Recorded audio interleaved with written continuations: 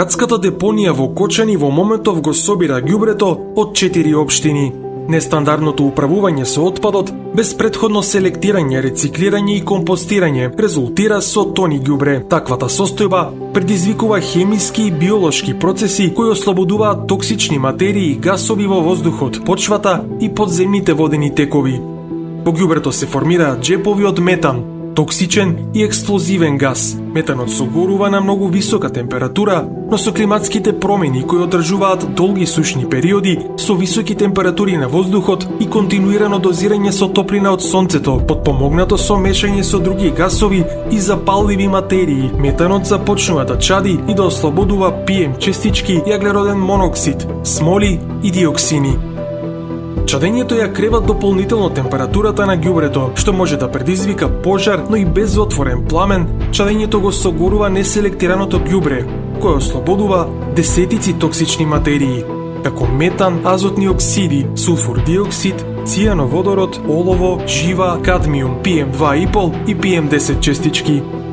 Во Кочанската котлина има пракса и на палење на земјоделските стрништа. Чадот и од стрништата ослободува големи количини на јаглероден моноксид. Кога депонијата и стрништата ќе се спојат, амбиенталниот воздух во Кочани станува неподнослив. Таков ден беше 9 ноември 2024, кога индексот на квалитет на воздухот во Кочани достигна вредност од 211 Air Quality Index. Тој ден според IQ Air, во светот има само 2 града со полош квалитет на воздухот, односно повисок AQI, Лахоре во Пакистан и Делхи во Индија. Освен во Кочани, вака изгледаат нестандардните депонии во речиси сите градови на истокот и североистокот од државата. Тони и тони ѓубре истурено на една локација. Во близина на оваа локација, на која што сега е сместена нестандардната депонија на Македонска каменица, треба да се изгради една од 6 претоварни станици за источниот и североисточниот регион, каде што ќе се носи ѓубрето од општините, од каде потоа ќе се транспортира во регионалната депонија во близина на селото Мечкоевци во општина Свети Николе. Нестандардните депонии, освен воздухот, ги загадуваат и почвата и водите заради токсичните материи кои понираат во почвата. Депонијата во Македонска каменица е релјефно над дол, кој понатаму води во браната Калиманци, најголемиот воден резервоар во Источна Македонија. Во близина на Светиниколското село Мечкоевци треба да никне идната регионална депонија. Во оваа депонија отпадот треба да се третира по европски стандарди, што нема да дозволува никакво загадување на воздухот, почвата и водите.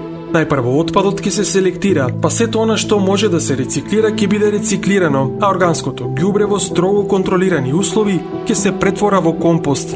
Депонијата ќе треба да обслужува 370.000 жители од општините од источниот и североисточниот регион, а изградбата ќе чини 40 милиони евра. Во Свети Николе постои отпор против изградбата на депонијата, бидејќи луѓето не помислуваат на современа депонија, туку на сегашните локални депонии, кои луѓето од науката ги нарекуваат нестандардни ѓубришта.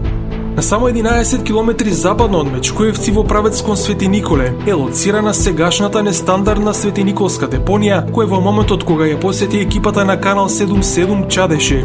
Токсичниот облак од материи споменати претходно е надвиснат над блиските лозови и житни посеви, кои потоа завршуваат како храна која ја јадеме. Ова е затворената виничка депонија во близина на селото Лески. Вака ќе изгледаат сите депонии во источниот и североисточниот регион после нивното затворање и конзервирање.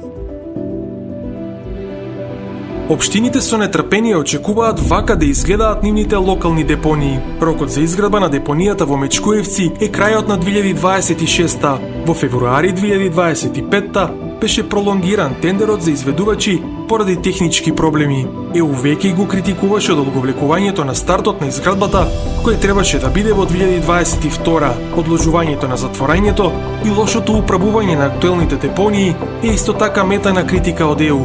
Празната ливада во близина на Мечкоевци испраќа силна порака дека во догледно време ситуацијата со депониите останува во статус кво.